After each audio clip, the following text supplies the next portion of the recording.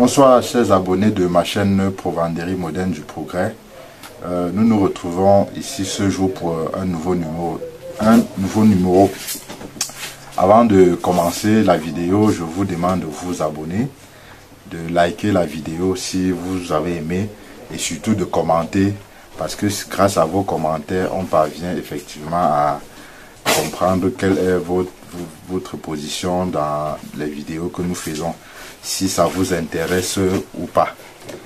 Donc ce numéro va parler d'un sujet qui en réalité est un coming out sur ce que nous avons déjà pu faire jusqu'à maintenant.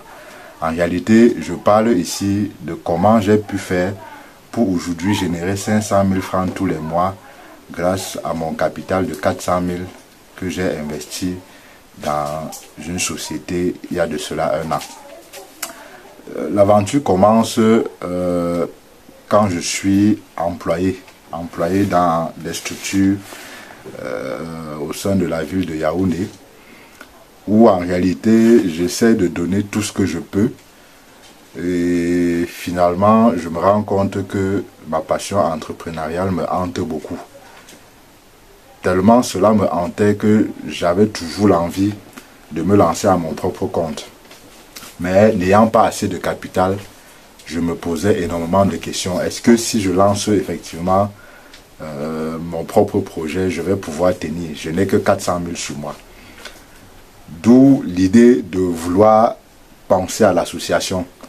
Avant ça, j'avais beaucoup de passion, j'avais beaucoup de compétences dans d'autres domaines, notamment l'élevage de poulets de chair, que je faisais déjà. Je faisais déjà aussi l'élevage de lapins et je faisais beaucoup d'autres choses. Mais quand je pense entreprise, je pense surtout société. Ça veut dire une société qui peut me permettre d'entrer en contact avec des fournisseurs, des partenaires, des clients, que ce soit des petits clients ou des gros clients. Cela m'amène donc à contacter une dame qui aujourd'hui est promotrice aussi d'une structure et je lui fais part de mon idée de projet. Elle a effectivement 200 000 et elle me fait comprendre qu'elle souhaiterait aussi lancer une structure, notamment la Provenderie, mais elle n'a que 200 000. On a donc analysé le projet, on a évalué les tenants et aboutissants et finalement on a pu s'associer et donc mes 400 000 j'ai ajouté à ça ces 200 000 et on a donc eu nos premiers 600 000 de capital. Comment je fais donc pour qu'à travers ces 600 000, je me retrouve aujourd'hui à générer 500 000 francs tous les mois? Je vous assure, le chemin que je m'en vais vous présenter, ce n'était pas un chemin du tout facile, mais je croyais énormément à mon idée de projet. Je savais que effectivement je vais me retrouver dans plein de difficultés parce qu'il y aura plein de risques à prendre. Mais je suis resté confiant. Je reste donc confiant et j'ai donc effectivement mes premiers 600 000 et il est question de lancer mon usine qui est la Provenderie, sans broyeur mélangeur. Je contacte dans une structure qu'on appelle AgroPTM aujourd'hui. Je lui demande si je dois obtenir un broyeur mélangeur, il me faut combien? Il me dit qu'il me faut 3 500 000. Je suis tellement frustré, je dis, je me suis embarqué où? Avec 3 500 000 pour avoir seulement le broyeur mélangeur et je n'ai que 600 000 sur moi, je vais faire comment? Je lui dis, ok, il n'y a pas de souci, c'est déjà une bonne information. Je vais lancer avec mon propre capital. Donc ça, c'est déjà le premier conseil que je vous donne.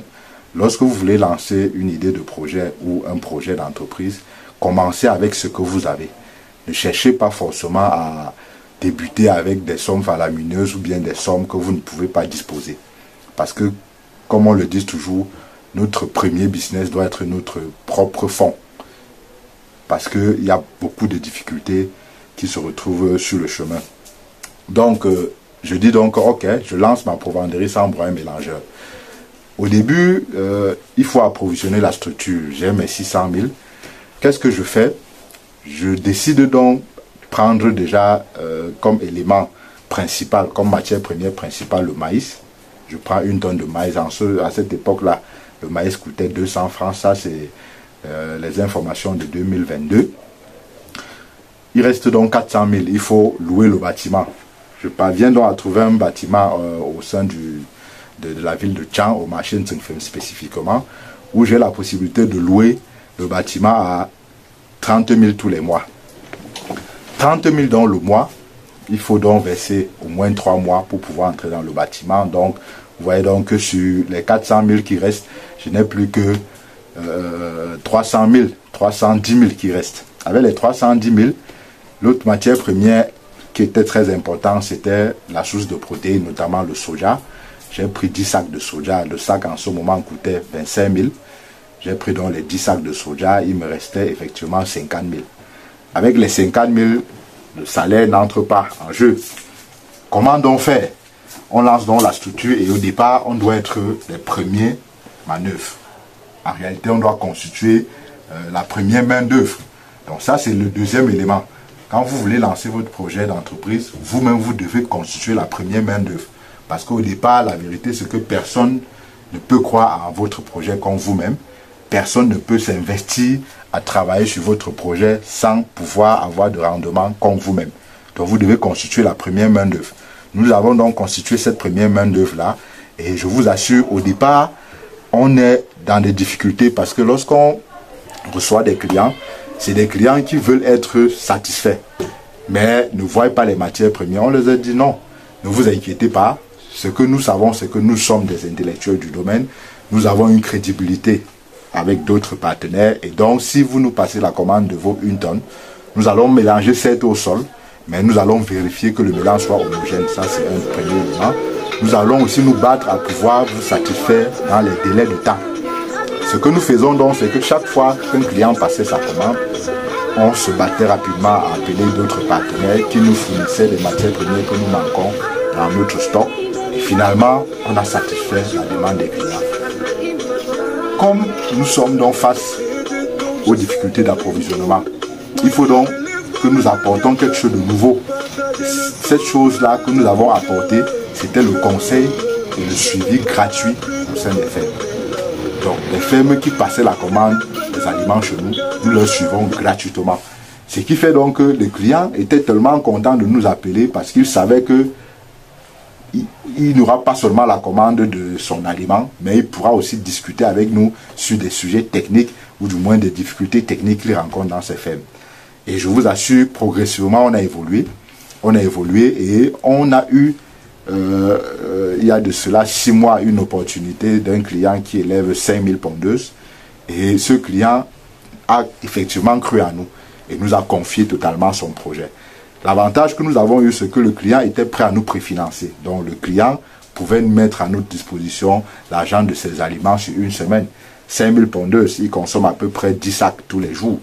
Donc avec 10 sacs tous les jours, il était capable de nous donner des avances de recettes de près de 200, de 2 millions, 3 millions, que nous prenons maintenant ces recettes-là pour effectivement passer des commandes et ne plus être en difficulté de stock. Ce qui nous amène aujourd'hui, je vais vous envoyer une vidéo en superposition pour vous montrer ce que vaut la structure aujourd'hui. Et je suis comme ça au sein du bureau de la direction générale de cette structure. Donc, avec ce petit commentaire, je voudrais donc vous donner quelques éléments, quelques astuces pour réussir son projet d'entreprise ou pour réussir son idée de projet. Le premier élément, c'est qu'il faut avoir une idée. Il faut d'abord avoir une idée de projet. Quand vous avez déjà une idée de projet, le second élément, c'est qu'il faut croire en votre idée de projet. Et pour croire en votre idée de projet, il faut être développé personnellement. Il faut pouvoir croire en vous-même. La croyance en soi. Il faut pouvoir croire en vous-même. Parce que si vous ne croyez pas en vous, en réalité, personne d'autre ne peut croire en vous. Si ce qui sort de votre bouche n'est pas accepté par vous-même, personne d'autre ne pourra croire en vous. Donc, quand vous avez déjà l'idée du projet, et que vous avez effectivement cru à votre idée de projet et que vous croyez en vous, vous mettez maintenant votre compétence en jeu. Si vous n'avez pas les compétences, vous cherchez ces compétences. Et aujourd'hui, nous n'avons pas seulement cette structure qui est la provenderie, mais nous avons aussi un cabinet conseil qui vous accompagne à développer vos idées de projet, à vous former si vous êtes en déficit de compétences. Donc nous avons un centre de formation professionnelle pour vous donner des compétences nécessaires Si c'est des compétences dans le management de votre entreprise, on peut vous donner. Si c'est des compétences techniques dans le domaine, on peut le faire. Si c'est des compétences liées à l'entrepreneuriat, on peut le faire. Donc, quand vous avez déjà ces compétences-là, vous cherchez maintenant à optimiser ces compétences. L'optimisation de ces compétences, c'est quoi? C'est pouvoir faire le lien entre ces compétences-là et la réalité sociale. Ça veut dire le contexte où vous vous retrouvez. Parce que vous pouvez bien être compétent, mais ne pas savoir que le contexte de l'Ouest est différent du contexte du centre ou différent du contexte du littoral et que dans chaque contexte, il y a des spécificités. Donc, quand vous pouvez maintenant optimiser ces compétences-là, la seule chose qu'il vous reste, c'est la résistance. Il faut résister, résister parce que chaque fois, il y aura toujours des difficultés. Chaque fois, il y aura des événements qui parfois ne vont pas dépendre de vous. Je peux prendre un exemple. Vous commencez à développer votre idée de projet et vous prenez tous les paramètres en compte, sauf le comportement social de votre bailleur. Et finalement, vous vous rendez compte que parce que le bailleur voit votre progression, socialement, il n'est pas content, socialement, il est gêné et lui-même, il décide de bloquer la location de son bâtiment et finalement, vous vous retrouvez en train de chercher un autre local. Et qui dit chercher un autre local en entrepreneuriat, dit repenser le modèle commercial que vous allez mettre sur pied. Donc ça, c'est des quelques astuces. Maintenant, si vous voulez beaucoup d'autres astuces, abonnez-vous à ma chaîne Provenderie Moderne du Progrès. Contactez les numéros 651 0054 36 ou le 695 86 87 98 et vous aurez beaucoup plein d'astuces. D'autres vidéos viennent. N'oubliez pas de vous abonner. Bon, nous sommes comme ça au sein de la Provenderie Moderne du Progrès.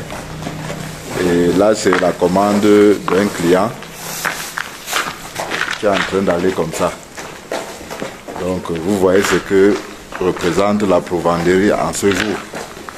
Alors que nous avons commencé seulement avec 400 000 francs. Donc, voilà déjà ce que nous parvenons à faire aujourd'hui.